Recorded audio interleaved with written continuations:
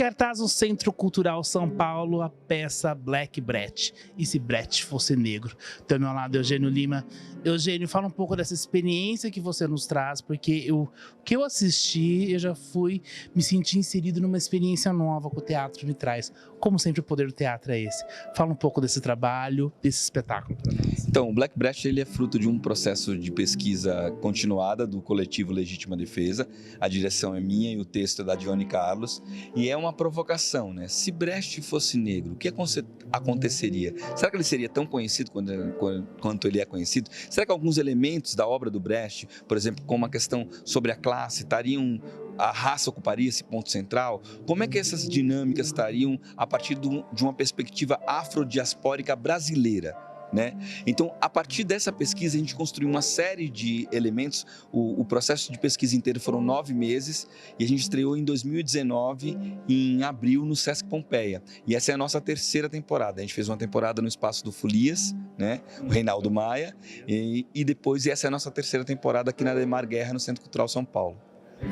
Fala um pouco então agora da experiência para nós aqui, porque o audiovisual, a música, 11 pessoas em cena, todo esse ambiente que você traz para nós, que é um ambiente mais do que um teatro, não é? É o teatro aliado com o cinema. Como que foi essa ideia, Eugênio? Então, é a ideia de você criar uma junção das linguagens, né? Borrar as fronteiras. Então, é um teatro que ele é profundamente épico, mas ao mesmo tempo ele esbarra na construção das performances, né? De uma experiência performativa. E ao mesmo tempo existe as outras linguagens, a música como dramaturgia, o vídeo como dramaturgia, as artes plásticas como dramaturgia. Então, tudo isso é o que a gente chama de uma experiência de dramaturgia cênica, onde todos os elementos para construir a obra fazem parte, tem uma função narrativa. Então, a partir disso, a ideia é você criar uma presença da antessala do reino dos mortos. Uau! Então é o seguinte, como é tão difícil que o colonizador seja julgado pelos seus atos, a gente no teatro, na arte, a gente pode criar essa atmosfera. Então, a partir da peça O Julgamento de Luclos, do Brecht, a gente pegou e construiu o julgamento do homem colonial pelos condenados da terra. A ideia de que existe uma antessala no reino dos mortos, onde o colonizador é julgado para ver se ele pode entrar ou não no retiro dos bem-aventurados. E quem são os julgadores? Eu sei que tem os não nascidos. Fala um pouco para nós quem faz parte dessa mesa julgadora. Então, a mesa ela é formada a mesa é formada pelos jurados. Os jurados são as pessoas que esse colonizador vilipendiou. E ele chama elas para julgarem ele. Ele é conduzido por um juiz do Reino dos Mortos, que a gente chamou de um grande Obá, né? Numa grande homenagem aos Obás de Xangô, da cultura Yorubá e na cultura brasileira, né? E, ao mesmo tempo, essas testemunhas, os jurados, eles são pessoas do povo. Então, é a ideia de que esses julgadores, esses atos que vão ser julgados, e aí toda a construção simbólica, o que é um julgamento, né? O Brasil vive um momento onde tudo é julgamento, a gente tem que julgar exatamente Todo mundo é julgado em todos os momentos. Em todos os momentos. Então, a partir dessa febre de que tudo é passível de jurisprudência, a gente criou essa metáfora para falar do nosso tempo e também do tempo das nossas ancestrais, né? Então essa fronteira onde o tempo dos vivos se toca com o tempo dos mortos e se toca com o tempo dos que ainda não nasceram. E esses que ainda não nasceram também falam sobre esse tempo, né? A gente tem responsabilidade sobre os que ainda não nasceram. Eles também têm a dizer, eles também precisam de futuro. E eu acho que esse momento é um momento muito, muito duro para a gente, né? Como sociedade, onde duas coisas fundamentais estão sendo subtraídas da gente: a perspectiva de futuro e a perspectiva de tempo. Então, a ideia do Black Brat é criar essa provocação onde o espectador deixe de ser um espectador e torne-se público, ou seja, que ele também se torne parte atuante desse espetáculo. Muito legal. E sobre o coletivo Legítima Defesa? Fala um pouco como que foi a formação, quem são as pessoas, qual que é a finalidade dele, o que vocês trazem, o que vocês agregam, tudo mais. Então, o Legítima Defesa, ele surge de um ato, né, de ter voz. Ele é um coletivo de performers, músicos, atores e atrizes, slammers, poetas negros e negras, né? E que a ideia é que a gente consiga, com esse coletivo, construir um pensamento sobre a presença afro-brasileira e afrodiaspórica, a partir de diversos materiais. Materiais que podem ser da nossa própria cultura e materiais que estão em relação a isso. Existe sempre uma ideia de disputa da narrativa. É necessário disputar quem conta a história. Então, por isso que são todos atores e narradores.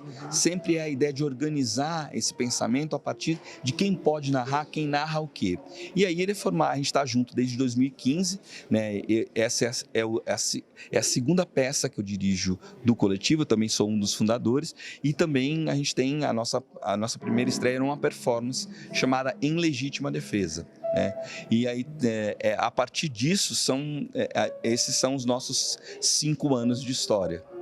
Como que é trazer esse espetáculo? Como que o público reage com um texto tão completo? Porque é um texto completo, né? O texto, a gente vai citar, que é da dramaturgia de Johnny Carlos. Como que é trazer isso para o público? O que você sente da plateia no entendimento da história, no envolvimento e na compreensão? Porque o teatro ele tem esse poder de inserir, sem você notar uma informação, ela vai, no decorrer do tempo, que você vai entendendo aquilo que você assistiu no teatro. Como que você sente esse feedback? Então, a história é uma história muito simples. Alguém morreu, precisa ser julgado para entrar no reino dos mortos, o retiro dos bem-aventurados. E as pessoas que ele chama de testemunha não são exatamente as pessoas que ele tratou melhor na vida dele. O projeto é como se fosse um grande passar a limpo do processo colonial, desde a presença dos colonizadores a partir de 1500. Então, essa história, ela não é que é uma história simples, ela é uma história que a gente tem essa memória. Nós temos essa memória desse acontecimento. A gente aprende na escola, a gente já sabe, cresce com esse. A questão é que a gente troca um pouco as peças do jogo, porque as pessoas que normalmente são chamadas de grandes heróis, a gente só mostra a eles um outro lado dos seus feitos. E aí, por grande ironia do destino, todas as pessoas que ele chama de grandes feitos, o Lúculos convoca para ser seu advogado, nenhuma delas está no retiro dos bem-aventurados. Essa é a primeira provocação. A segunda coisa é que existe toda uma movimentação de que, para mim, a apreensão total da experiência é uma marca muito colonial. É a ideia de que eu posso olhar para tudo, aprender, comprar, ter, possuir. Aqui, as informações elas são um pouquinho colocadas de uma maneira diferente, a ponto que você se sinta refletindo sobre, como na verdade é a proposta de um teatro épico, que você se distancie um momento, saia da naturalização das coisas e consiga raciocinar sobre o que você está assistindo, no momento que você está fazendo a experiência.